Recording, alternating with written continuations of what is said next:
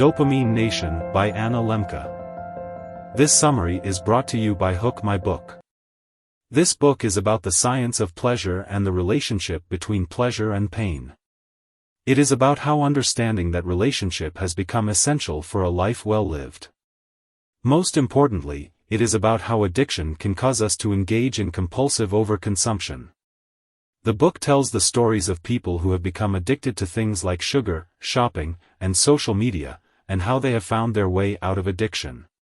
The world now offers a full complement of digital drugs that didn't exist before, or if they did exist, they now exist on digital platforms that have exponentially increased their potency and availability. These include online pornography, gambling, and video games, to name a few. Running from pain. Doctors used to believe that some degree of pain was healthy in order to speed up tissue repair. However, this belief is changing as doctors become more focused on eliminating all pain. The emergence of evidence that pain can actually slow down tissue repair has led to a paradigm shift in the way doctors treat pain, and has resulted in the massive prescribing of feel-good pills such as antidepressants and stimulants. The author discusses how people are becoming unhappier and in more pain than ever. Citing research that shows that people in wealthier countries report feeling less happiness than people in poorer countries. The author also says that people are reporting more pain than ever, especially in the United States. The author believes that this may be because people are working so hard to avoid being miserable. Pleasure and pain. Dopamine is a neurotransmitter that is involved in reward processing. Dopamine may play a bigger role in the motivation to get a reward than the pleasure of the reward itself. When we experience pleasure, dopamine is released in our reward pathway and the balance tips to the side of pleasure. The more our balance tips, and the faster it tips, the more pleasure we feel. But here's the important thing about the balance: it wants to remain level, that is, in equilibrium. It does not want to be tipped for very long to one side or another. Hence, every time the balance tips toward pleasure, powerful self-regulating mechanisms kick into action to bring it level again. These self-regulating mechanisms do not require conscious thought or an act of will. They just happen, like a reflex. The balance metaphor is used to explain that in real life, pleasure and pain are more complex than a simple equation of pleasure equals pain.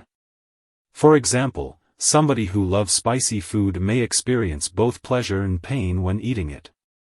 Not everyone starts off with a level balance. Those with depression, anxiety, and chronic pain start with a balance tipped to the side of pain, which may explain why people with psychiatric disorders are more vulnerable to addiction. The D in dopamine stands for data, and the author is talking about a framework they developed over the years for talking with patients about the problem of compulsive overconsumption.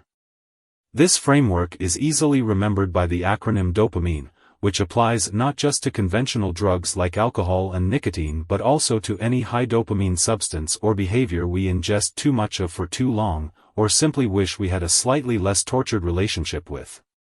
The O in dopamine stands for objectives for using. Even seemingly irrational behavior is rooted in some personal logic. People use high dopamine substances and behaviors for all kinds of reasons: to have fun, to fit in, to relieve boredom, to manage fear, anger, anxiety, insomnia, depression, inattention, pain, social phobia, and so on. P stands for problems. Teenagers tend to ignore the downside of things more easily than adults, because they are not as burdened by the consequences of their actions. They are also more immune to the negative consequences of using drugs. However, as they age, the consequences of using drugs start to pile up, and teenagers eventually reach a point where the downsides of their drug use outweigh the upsides. A stands for abstinence. The dopamine in the brain is important for pleasure and reward. Abstinence from dopamine-containing substances is necessary to restore balance and get back to a positive pleasure-pain balance. This usually takes about 2 weeks, but can take longer for those with more severe addictions. Stopping all of a sudden can be risky, so tapering is often necessary. The M of dopamine stands for mindfulness. Mindfulness is the practice of observing your thoughts and emotions without judgment. When you are mindful, you are able to tolerate the emotion, and it becomes a part of your experience rather than something that you are constantly running away from. The I of dopamine stands for insight. The N of dopamine stands for next steps. The D and final letter of dopamine stands for experiment. Self-binding.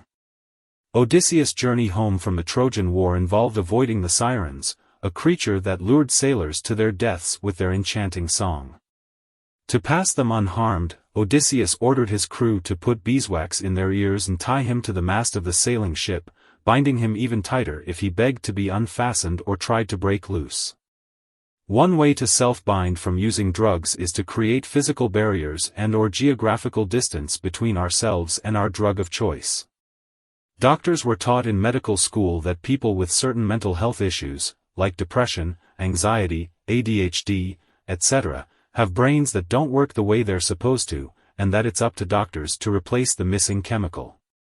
This messaging was promoted vigorously by the pharmaceutical industry, and found a receptive audience among doctors and patients alike. However, the evidence for psychotropic medications is not robust, and long-term use is not recommended. Work addiction. The author describes the workaholic as a celebrated member of society. The author has been working 100-hour weeks for the past 3 years, traveling for work every month, and is trying to bring work and home life back into balance. In 2019, the author decided to limit travel in order to have more time with family. However, people were both annoyed and offended by this decision, and the author ended up resorting to saying that he had another engagement. The rich are still rewarded more than the poor. The author also discusses how working long hours can be a trap, leading to addiction and a sense of detachment from friends and family. People all want to find a way to escape from the painful world, but sometimes escaping can be worse than the world itself. People try to escape their world by doing things like watching movies, eating junk food, or playing video games. But these things usually only make the person crave the things they were trying to escape from even more. The authors discuss the idea of balance. They explain that it is something that takes time and effort to maintain, and that it is not an immediate reward. They also mention that it requires faith to continue on even when things seem difficult. Finally, the author discusses how practicing the lessons of balance can help us see the light of our progress in the present moment. Lessons of the balance are: 1. Don't try relentless pursuit of pleasure and avoidance of pain. This leads to more pain. 2. Recovery begins with abstinence. 3. Self-binding creates space between desire and consumption, a modern necessity in our dopamine-overloaded world. 4. Medications can restore homeostasis, but consider what we lose by medicating away our 5. Beware of getting addicted to pain. 6. Honesty promotes awareness, enhances intimacy, and fosters a plenty mindset. 7. Shame affirms that we belong to the human tribe.